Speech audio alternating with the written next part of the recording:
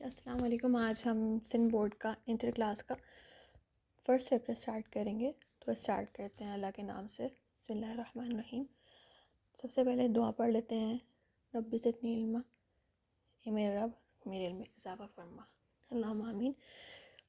और जब भी आप पढ़ने बैठे, याद करने बैठे, कुछ समझने बैठे तो अल्लाह को ज़रूर याद किया कीजिए। इसके लिए एक दुआ भी है, रब्बि इश्रह ली सदरी व यस्सिर ली अमरी वहलुल उक़दतम मिन लिसानी यफ़क़हू क़ौली।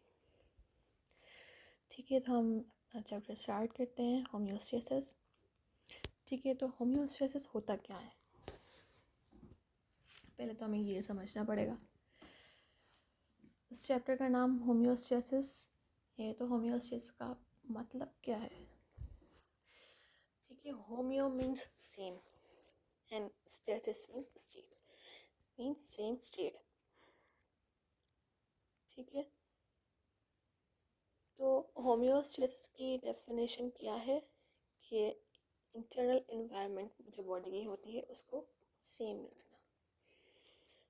जिस पीएच के अंदर बॉडी है उसके अंदर मेंटेन रहे, पानी जिसके अंदर जितना है बॉडी के अंदर वो मेंटेन रहे। आपको पता ही होगा कि 70% जो हमारा है वो पानी से ही कंपोज हुई भी हमारी बॉडी। तो हमारे पास 70% पानी ही है। तो वो पानी की कंसंट्रेशन, सॉल्ट की कंसंट्रेशन, ग्लूकोज की, पीएच की, टेम्परेचर की, तो ये सब मेंटेन रखने के लिए जो भी मैकेनिज़्म होता है हमारी बॉडी के अंदर उसको हम कहते हैं होम्योस्टेसिस। ओके, अब होम्योस्टेसिस के 3 एस्पेक्ट्स हैं।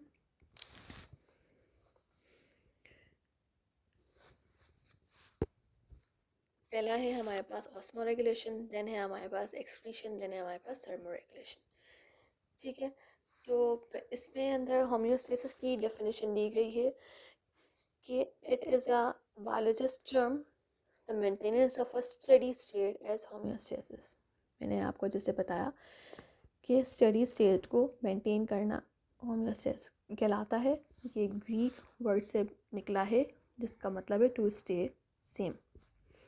ओके, फर्दर और डिफाइन किया गया है कि it is defined as a set of regulatory mechanism which are involved in the maintaining of an organism internal environment within suitable limits। ठीक है, तो ये बॉडी के अंदर जितने भी मैकेनिज्म्स हो रहे हैं उसको सूटेबल लिमिट्स के अंदर रेगुलेट करने के लिए ये मैकेनिज्म होता है। ओके, इसके 3 एस्पेक्ट्स मैंने आपको बताया कि the important aspects of internal environment that must be kept constant are osmoregulation, excretion, then thermoregulation। osmoregulation क्या बताया गया है कि regulation of osmotic pressure of cell determined by the relative concentration of solute and water। Okay, अब osmotic pressure क्या होता है ये मैं आपको थोड़ी देर बाद बताऊंगी। पहले आप ये समझ लें कि इसके अंदर ये एक ऐसा रेगुलेटरी मैकेनिज्म है जिसके अंदर वाटर एंड सॉल्ट की कंसंट्रेशन को बैलेंस किया जाता है। कि हमारे अंदर 70% अगर वाटर है, एक मिनट मैं आपको लिखकर थोड़ा एक्सप्लेन करूँ।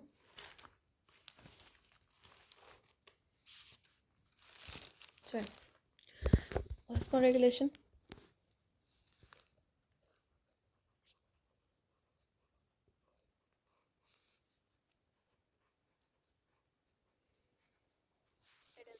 mechanism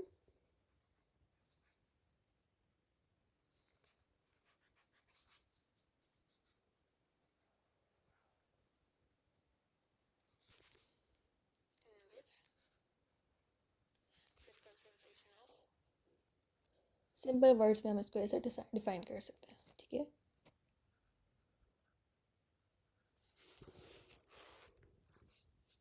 concentration of water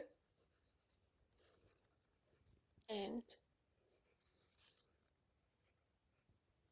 salts is regulated।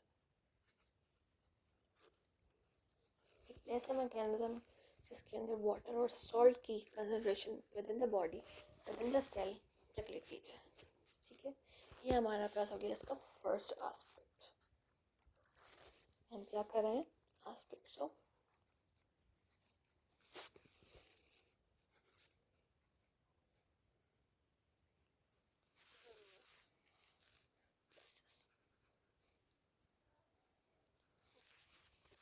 Then हमारे पास आ जाता है सेकेंड एस्पेक्ट।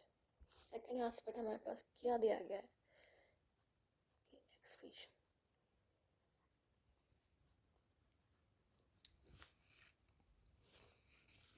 ठीक है, हम बुक थोड़ा सा रीड कर लेते हैं, देन मैं आपको इसकी डेफिनेशन प्रॉपर बताऊंगी कि एक्सक्रीशन ब्रैकेट में हमें लिखा हुआ है रिमूवल ऑफ एक्सेस अनवांटेड और टॉक्सिक मेटाबॉलिक बाई प्रोडक्ट्स।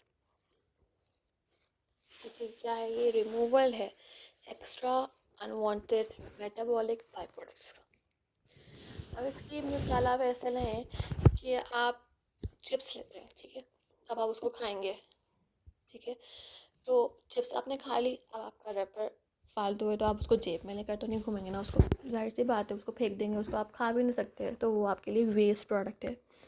तो ऐसे ही जैसे हम इसको फेंक देते हैं चिप्स के रैपर को, ऐसे ही हमारी बॉडी के अंदर कैटाबॉलिक प्रोसेसेस होते हैं जिसके नतीजे में कुछ वेस्ट प्रोडक्ट्स बाय प्रोडक्ट्स बनते हैं जिसको हमें एक्सक्रीट करना होता है ताकि बॉडी का अंदर का एनवायरनमेंट डिस्टर्ब ना हो।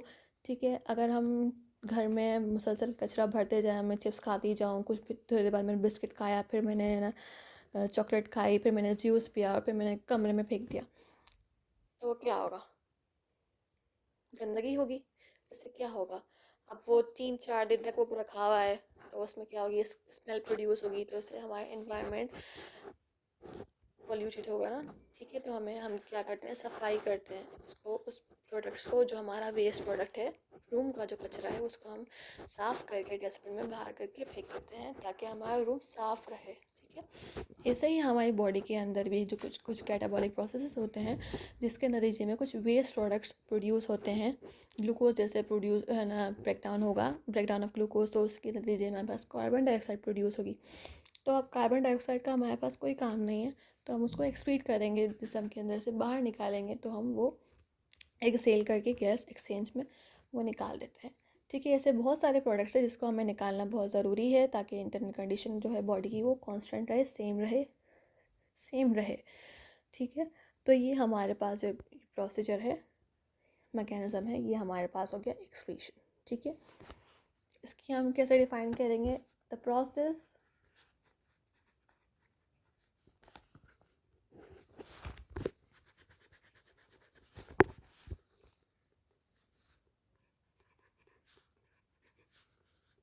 extra unwanted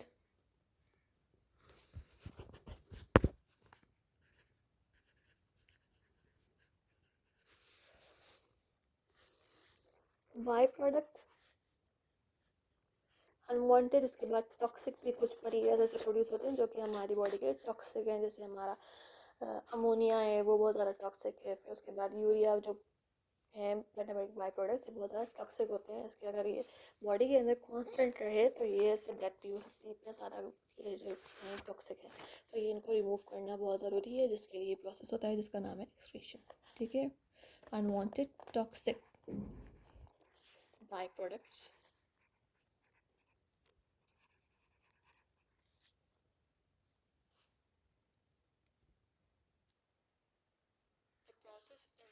और यहाँ पे मैंने मिस्टेक कर दी, process in which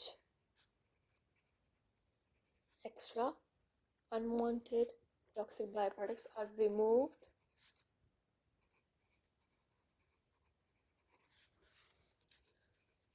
from the body.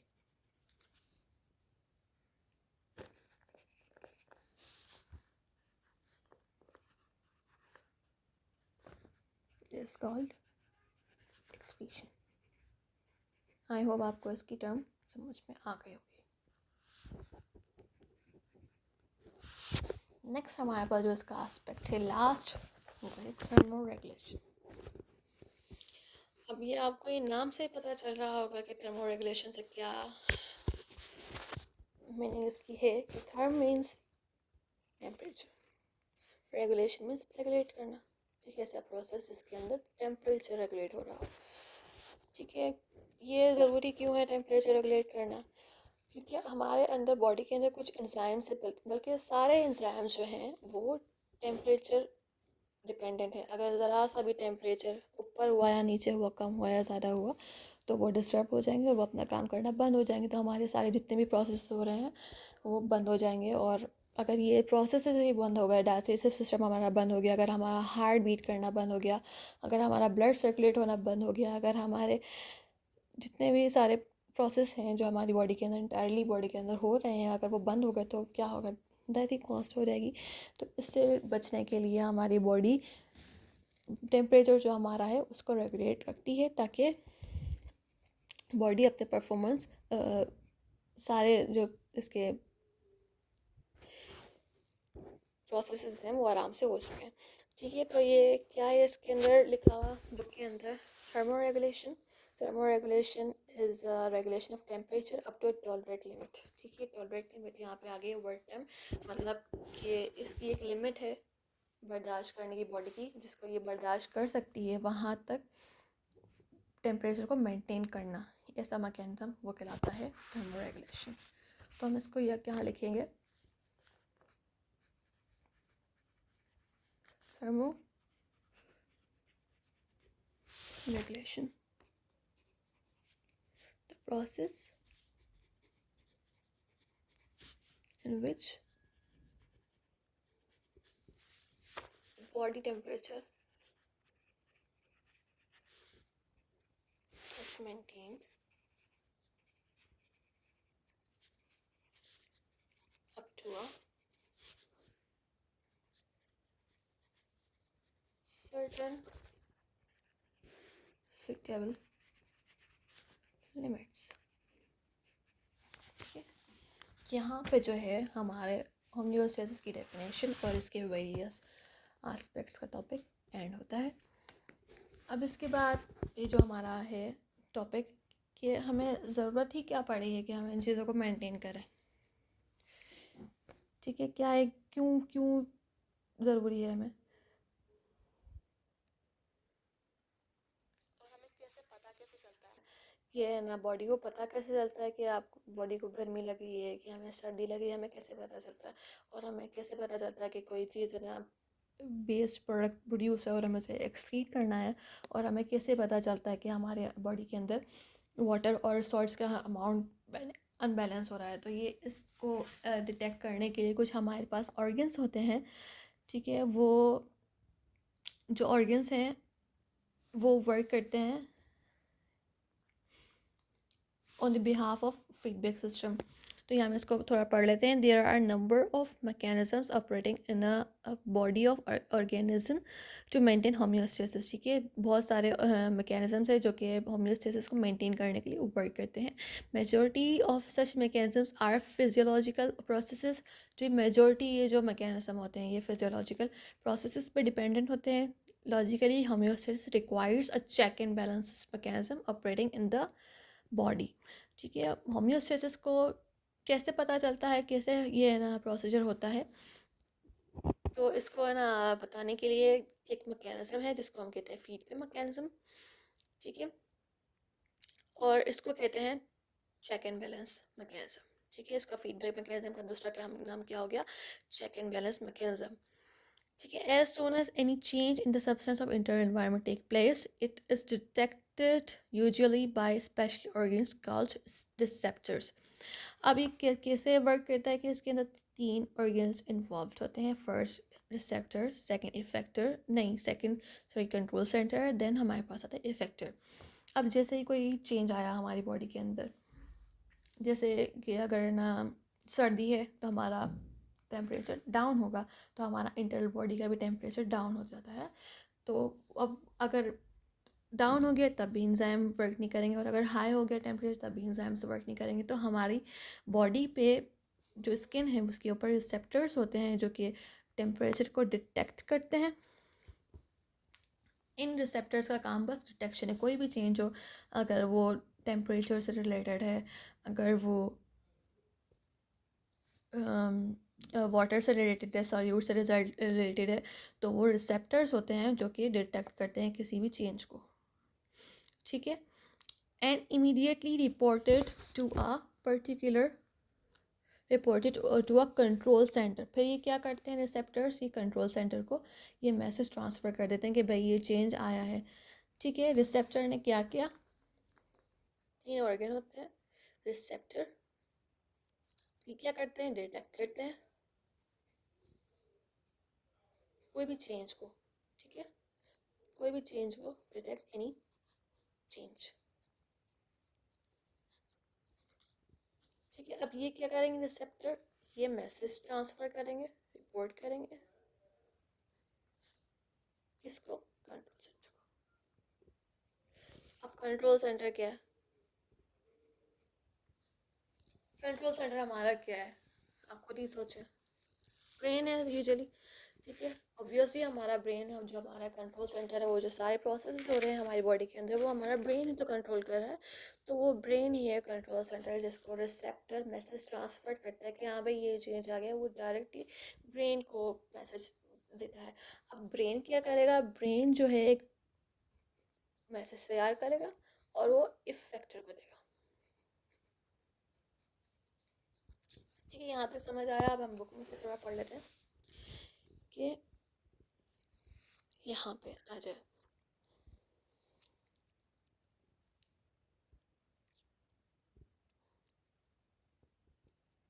Special organs called receptor and immediately reported to a control center brain in case of higher animals. Higher animals के पास brain है जो कि सारे processes को detect करता है, control करता है, तो वो हमारा हो गया control center। ठीक है, and which decides about appropriate response, वो response generate करता है। ठीक है, कि अब हमें इस जो चेंज आया इसको कोप कैसे करना है ताकि हम वापस बैक हमारा जो हमारी जो सिचुएशन थी, हम जो जिसके अंदर बॉडी थी, जिस एनवायरनमेंट के अंदर बॉडी पहले थी, उसी के अंदर वापस लाया जाए बॉडी को। तो वो एक रिस्पॉन्स जनरेट करेगा, देन वो किसको भेजेगा, इफेक्टर को। And sequentially consequently it sends its instruction accordingly to some other organ called effect। ठीक है, ये रिस्पॉन्स जनरेट करता है, फिर वो किसको भेजता है, कंट्रोल सेंटर क्या करता है, रिस्पॉन्स जनरेट करता है।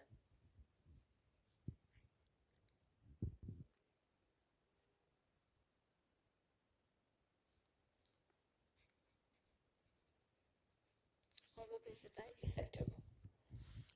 अब इस सिनेरियो में इफेक्टर का क्या काम है, हम ये पढ़ते हैं कि which could play its role in bringing the target substance back to normal। अब वो क्या करता है कि वो कुछ ऐसा करता है जिसके ज़रिए जो हमारे चेंज आया है उसको उससे कोप किया जाए, उसको है ना नॉर्मल पे वापस लाया जाए।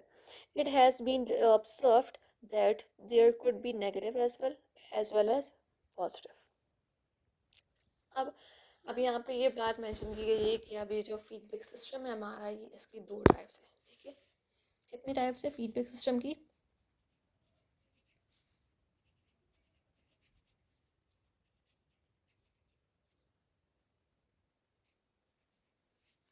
2 टाइप्स। एक तो हमारे पास है नेगेटिव फीडबैक,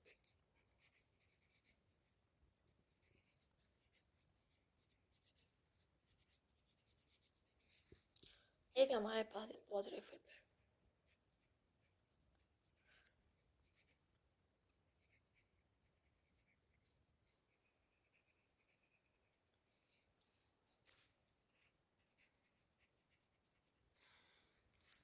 नेगेटिव फीडबैक क्या होता है और पॉजिटिव फीडबैक क्या होता है, कि आप देखें, अब एक बंदा है जिसने बहुत सारी शुगर्स इनटेक की। ठीक है, एक बॉडी ने इनटेक की क्या, शुगर्स। तब उसका ब्लड का लेवल क्या हो जाएगा, शुगर का लेवल क्या हो जाएगा, हाई। लेवल क्या हो जाएगा, हाई। अब हमें क्या करना चाहिए, अब क्या करेंगे हम, कि बॉडी ऐसा क्या करेगी कि इस जो है ना शुगर है उसको कंट्रोल किया जाए। तो वो हमारी बॉडी के अंदर एक है ना ऑर्गन है पेनक्रियास, उसके अंदर से इंसुलिन सिक्रिएट होता है। सीक्रेट और इंसुलिन क्या करता है कि ग्लूकोज जो हमारी ब्लड के अंदर जो ज़्यादा हो जाता है उस ग्लूकोज को सेल्स के अंदर जमा करवा देता है, और ताकि ग्लूकोज का लेवल डाउन हो जाए। ठीक है, ग्लूकोज हमने ना शुगर खाई तो ग्लूकोज का लेवल हाई हो गया, फिर बॉडी ने क्या किया, इंसुलिन प्रोड्यूस किया जिसने ग्लूकोज का लेवल लो कर दिया। तो ये अफेक्ट क्या हो रहा है, अपोजिट इफेक्ट हो रहा है। तो ये हो गया हमारे पास नेगेटिव फीडबैक। ठीक है,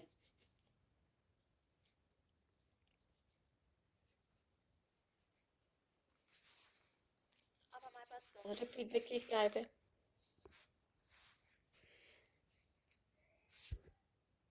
पॉजिटिव फीडबैक में इसके अंदर बुक के अंदर एग्जांपल दी हुई है कि जब वार्म ब्लडेड एनिमल्स हैं,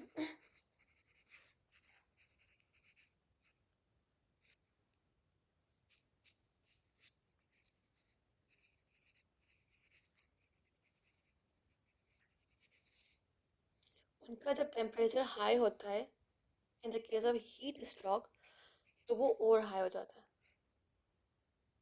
एक तो वो हाई था ही, जब गर्मी होती है तो उनका टेम्परेचर हाई होता है, फिर उनकी बॉडी कुछ ऐसे ग्लैंड से कुछ ऐसे हार्मोन सीक्रेट करती है जिसकी वजह से उनका जो टेम्परेचर है और ज़्यादा इंक्रीज हो जाता है। तो उसको, ये जो मिसाल है वो है फीडबैक, पॉजिटिव फीडबैक की।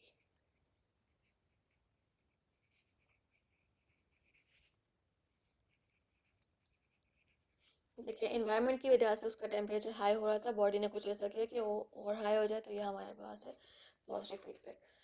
बुक में क्या लिखा हुआ है, हम इसको थोड़ा और इसको भी रीड करते हैं कि negative feedback refers to opposite effect produce in relation to any change in the body fluids. ठीक है, ये बॉडी फ्लूइड्स के अंदर कोई भी है ना, अगर चेंज है वो अगर अपोजिट हो जाएगी, जैसे अपोजिट हो रहा है ना कि ना हाई हो रही है, हमने हाई की, हमने कुछ खाया जिसकी वजह से हमारा ब्लड का शुगर जो है वो हाई हो गया, उसके बाद बॉडी ने कुछ ऐसा किया कि वो वापस नॉर्मल पे आ जाए, तो ये अपोजिट है, तो ये हो गया नेगेटिव। ठीक है, for example as a sequence of more consequence of eating sweets or candies, the level of glucose is raised in the blood. It triggers the mechanism which decreases the blood glucose back to normal. ठीक है, body ऐसा कुछ, ये जो mechanism है उसको triggers करता है, मतलब स्लो करता है, मतलब लो करता है इसको, ग्लूकोज के अमाउंट को जो कि बड़ा हो गया है, ज़्यादा हो गया है, which decreases the glucose back to normal limit, back normal limit पे वो उसको है ना लाता है। On the contrary positive feedback, दूसरे हाथ पे पॉजिटिव फीडबैक क्या करता है, it refers to the series of similar effect produced which leads to the which leads to the enhancement of the change under consideration। ठीक है, ये क्या कह रहा है कि पॉजिटिव फीडबैक जो अंदर अदर हैंड पे जो पॉजिटिव फीडबैक है वो सिमिलर इफेक्ट्स प्रोड्यूस करता है। जैसे हमने यहाँ पे देखा कि हीट जो है वो टेम्परेचर जो है वो इंक्रीज़ हो रहा था, फिर बॉडी ने उसको और इंक्रीज़ कर दिया, तो ये हमारे पास एग्जांपल है पॉजिटिव फीडबैक की। मतलब ये जो चेंज आ रहा था उसको और इन्हेंस कर देता है।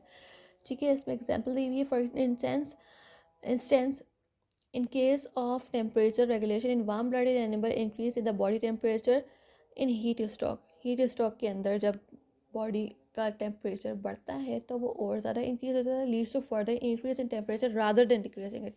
ब्लड को तो, बॉडी को तो कम करना चाहिए ना, मगर ये और ज़्यादा बढ़ा देता है। तो ये बहुत ज़्यादा ना हार्मफुल भी है, मगर ये कुछ कुछ इसके यूजेस भी हैं, बेनिफिट्स भी हैं, यूज़फुल भी है, मगर बुक में हमारी नहीं शो किया गया कि क्या इसके बेनिफिट्स हैं, तो हम इस पर नहीं जाएंगे, बस हम इसकी एग्जांपल्स तक ही रहेंगे कि बॉडी जो है वार्म ब्लडेड एनिमल के अंदर हीट स्ट्रोक जब होता है तो वो उसको और ज़्यादा इंक्रीज़ कर देती है, तो ये हमारा सिमिलर इफेक्ट है। तो और ये हमारा अपोजिट इफेक्ट है, तो हम यहाँ पे लिख भी लेते हैं हाई हो जाता है, और ये similar effect opposite effect produce करती है नॉर्मल लाने के लिए।